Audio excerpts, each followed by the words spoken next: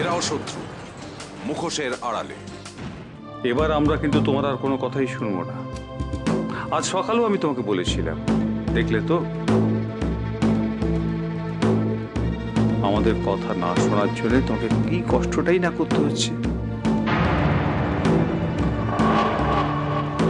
আচ্ছা থাক না, থাক।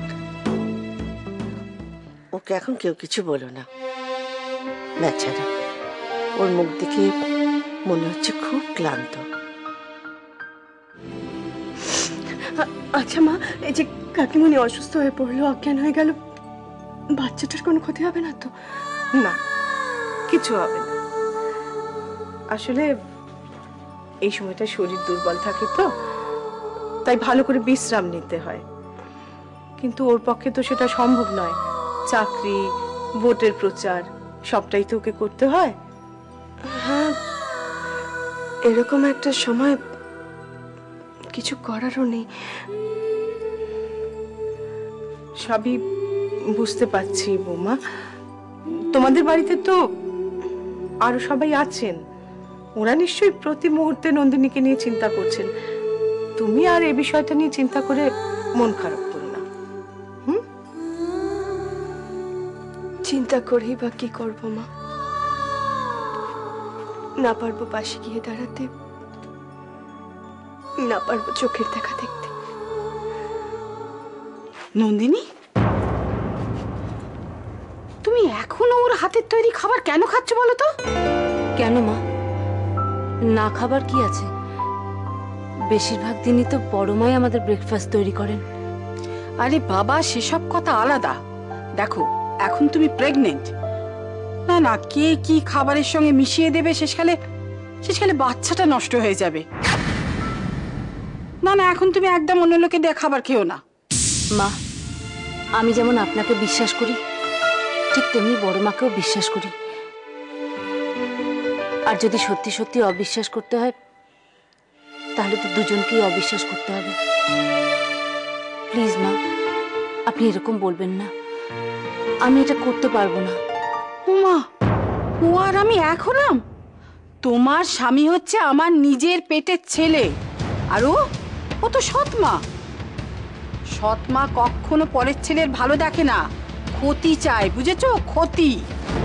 তাহলে কি আমি ধরে নেব বড়দা, মেজদা, শেষদাকে মানুষ করতে গিয়ে আপনি সারাক্ষণ ওদের ক্ষতি চেয়েছেন, ওদের শেষ করে দিতে চেয়েছেন? না মানে, কি আশ্চর্য! দেখো, ওদের তো আমি নিজের ছেলের মতো করে মানুষ করেছি, তাই না? তাহলে আপনি সৎ মা হয়ে গর্ভধারিণী মায়ের মতো ওদের মানুষ করেছেন, বড় করেছেন। কই তখন তো সৎ ছেলে বলে ওদেরকে দূরে সরিয়ে দেননি। সৎ মা বলেই যে খারাপ হতে হবে, এই যুক্তি বহু পুরনো মা। রাজীব, একবার কখনো ভেবে দেখেছো কোন ভরসায়, কোন সাহসে সোনালি এতটা ডেয়ারিং? মুখার্জি, অরিজিৎ মুখার্জি, নন্দিনী মুখার্জি, এদের বর্ষা। আসল বিষ গাছটি আছে তোমাদের বাড়িতে। আমাদের বাড়িতে? তোমার ছোট ভাইয়ের প্রেমিকা চৈতালি, ওর এত বড় সাহস। তাই তো বললাম, ছাড়ের ব্যবস্থা করো, দেখবে গড় গড় করে সমস্ত বার করে দিচ্ছে। মুশকিল আছে, আমার ছোট ভাইয়ের প্রেমিকা কদিন বাদে এবাড়ির বউ হবে। গীতা একটা কথা বলেছে জানো তো, যে মা বাপ ভাই বোন সমস্ত মায়া, এই চৈতালিও মায়া। চৈতালি তোমাদের মধ্যে মায়াতে আচ্ছন্ন করে রেখে দিয়েছে। বড় মা আমাকে খাবারে বিষ মিশিয়ে দেবে এরকম ধারণা ছোট মার হলো কি করে? বড় মা মরে যাবে, তবু আমার আর আমার বাচ্চার কোনো ক্ষতি হতে দেবে না।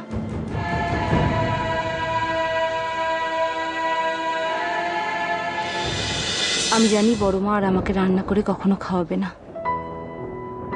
কিন্তু আমি একদিন জেদ ধরে থাকবো, বলবো হয় আমি তোমার হাতেরই রান্না খাবো, নয়তো খাবো না।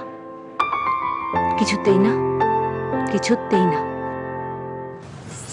এরাও শত্রু, মুখোশের আড়ালে।